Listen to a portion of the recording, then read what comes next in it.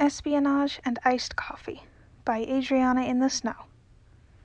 This is part 3 of the Cuffed Universe. You can be looking forward to more parts of the Cuffed Universe coming soon. The rating is teen and up. No archive warnings apply. Relationships are Remus/Logan, Virgil/Remus/Logan. Additional tags. In True Analogical is the universe. Non-consensual drug use, morally neutral Logan, cop Remus, fighting, blood and injury, biting, and fear of death. Summary. Remus catches Logan for the first time. Nothing about it goes as expected. This was surreal. Remus spent a split second gawking at the familiar figure standing at the ice machine for the motel he was staying at. This Remus had not been expecting. True, he had taken to staying at places like this when trying to track down Logan because he knew it was the type of place Logan stayed at when on the run. But it had been more about getting into the right headspace. He hadn't expected to stumble upon the man himself while wearing sweats and a t-shirt 10 minutes before he was planning to go to bed. He'd lost Logan's trail once again 2 days ago, when Logan had ducked out of the research lab he'd been working at for the last month, with a few electronic souvenirs, and had yet to pick it back up. It hadn't been a surprise after the last 6 months, but it had still been unbelievably frustrating. Logan always seemed to be 2 steps ahead of Remus and 5 steps ahead of everyone else. Remus had taken it upon himself to personally track down Logan Berry after he'd been drugged and left on a kitchen floor by the criminal. His boss seemed inclined to give Remus free rein, especially after he'd managed to catch that first trail a couple of months into the investigation where no one else had gotten anywhere close. Logan Berry was good. There was a reason he was called the ghost of the dark web. He could easily disappear in a moment from the internet and, as Remus had quickly found out, real life. He could fade into the chatter of everyday life in a moment, and he could do it incredibly well. This had been made clear as Remus dug into the identity of Logan Berry. The thing about Logan Berry was that he looked so real. It's why when he'd originally been sent to look for the hacker and eco-terrorists, everyone had thought he was looking for Virgil. Virgil, who had no one in his life but dead parents and a roommate, lacked a college degree, and worked a bunch of odd jobs, many of which had paid cash. It was a laughable thought now that Remus had gotten to know Virgil and contextualized his history, but at the time he'd seemed like the obvious cover story for a cybercriminal. Logan Berry, on the other hand, had 2 living parents that lived in the next state, had spoken at many colleges around the world, and had a string of connections from his undergraduate professors through his PhD advisor. Clearly, he was real. He was not real. Remus would find with a bit of digging that the nice couple whose names were on Logan's birth certificate had never had any children. The degrees and references were mostly fake, though he had actually presented at many colleges, and he did seem to know his stuff. Remus had a theory that he had gotten a degree under a different name at one point. The only person who seemed to actually know him as more than a passing acquaintance was Virgil, and Remus was convinced at this point that Virgil was completely in the dark when it came to Logan's criminal activities. Knowing all of that, he was sure to have slipped away and created another, just as good, cover within a week of the drugging incident. The trail had run cold. Or so it would seem, but Remus was nothing if not stubborn. He'd found just the lightest trail after months of looking in the form of a name Virgil had mentioned in passing once. That name had ended up being an alias of Logan that had gone dormant 2 days after Logan fled the first time, but it had given him something. He dug his teeth into that something and managed to track Logan down, but he'd slipped away into the night once again. That had set off a vicious game of cat and mouse between Remus and Logan that had spanned the last 4 months. The cycle had been doomed to repeat again when he had lost him a couple of days ago.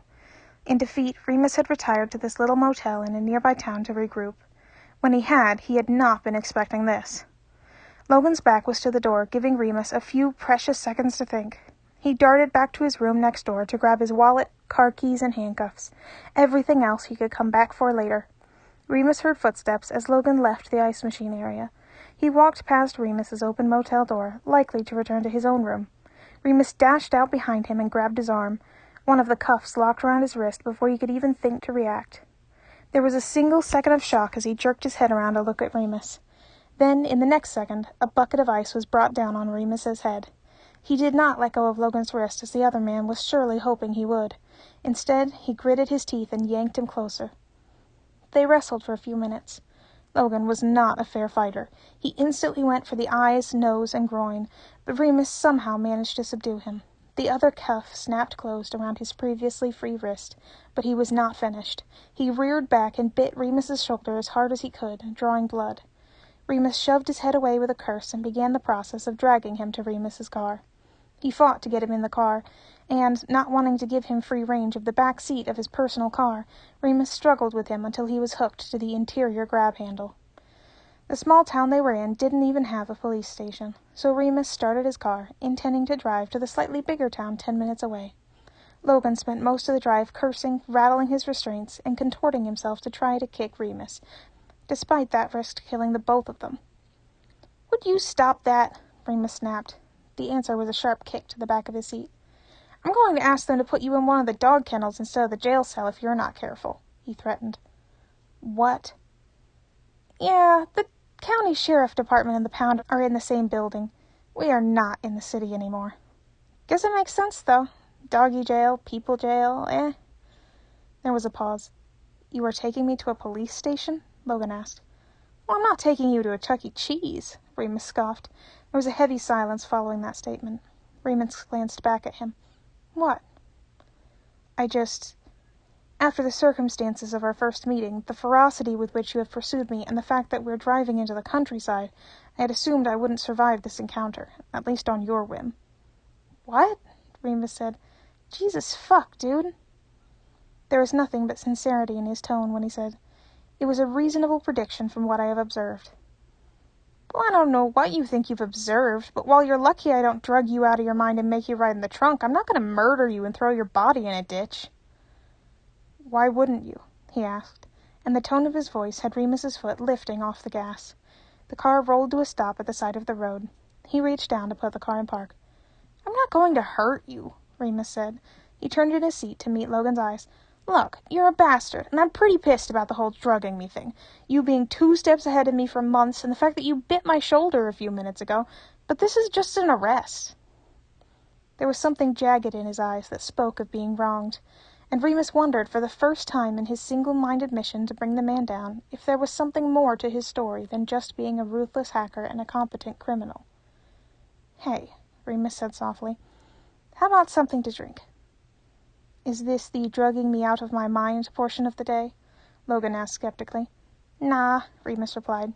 He leaned over the center console to the cooler he kept under the passenger seat. "I'd use a needle for that. Much faster." He sat back up. "How do you feel about iced coffee?" He shook the bottle at him. He arched an eyebrow. "Aren't you supposed to be taking me to a police station?" "Always time for a nice drink." "I believe that ended badly for you last time," Logan pointed out. "I'm trying to be nice, Logan." "Fine," he agreed after a moment, still eyeing Remus cautiously. Remus gave him a toothy smile and opened the top of the iced coffee bottle with a pop. "You first," Logan insisted. Remus rolled his eyes and took a sip himself before offering one to Logan. "So where'd you disappear to in Detroit, anyway? I've been curious. I thought I'd lost you permanently there." "I have safe houses all over the country," Logan divulged as he watched Remus take another sip. "You'd never find them." Remus hummed and offered him another drink. "I bet you thought I wouldn't find you either." "Lucky break," Logan replied, "and only after months of being a persistent gnat." "Mosquito, please," Remus requested. "At least let me be able to do some damage." "So you're a malaria carrier?" Logan asked. "Yellow fever. I'm a classy mosquito." He almost choked on the sip he was taking, and Remus grinned. "Careful. If you get snot in the coffee—" "I'll probably still drink it, honestly." Logan gave him a look that teetered somewhere between amused and disgusted. "You should probably be more careful about what you drink," Logan said sweetly, leaning close to him so their noses almost brushed. "And you should probably learn not to be so cheeky," Remus said, poking him in the cheek for emphasis. He startled at the action, but then smiled a bit. They continued bantering until the drink was finished, and then Remus tossed it into the back seat opposite Logan. "You should get a garbage bag for your car," Logan said, frowning down at the trash. Remus rolled his eyes. "I hope you know this doesn't mean I'm not going to screw you over at the first opportunity," Logan said lightly. "Looking forward to it," Remus said. "Don't bother." He was vaulting over the center console into the front seat in the next moment. Somehow he had picked the handcuff lock. He went straight for the pressure point on Remus's collarbone, but he managed to jerk back and away. Remus struggled to get the car door open, and they went tumbling out. They rolled around in the grass a few long moments before... Click. "Shit," Remus said, doing his best to pull himself and the wrist with the one cuff on it away from him. But the next second he was on his stomach with a knee pressed into his back. The other handcuff snapped around his other wrist. "How?" Remus spat. "If it's any consolation, I would have still gotten free without stopping. You just allowed me more time in a stopped vehicle." "Oh, go fuck yourself," Remus grumbled into the mud. Logan rolled him over and helped him sit up. Remus glared at him. He just turned back to the open car door and searched it for a few moments before coming back out with Remus's phone in hand. He walked over to Remus and looked at him for a moment.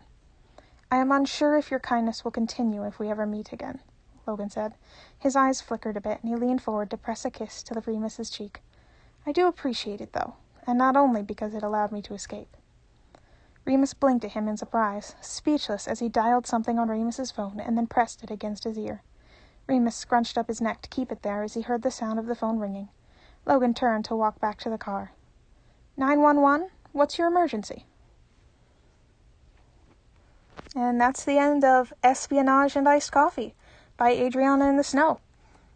Be looking forward to more bits of the Cuffed universe coming up soon.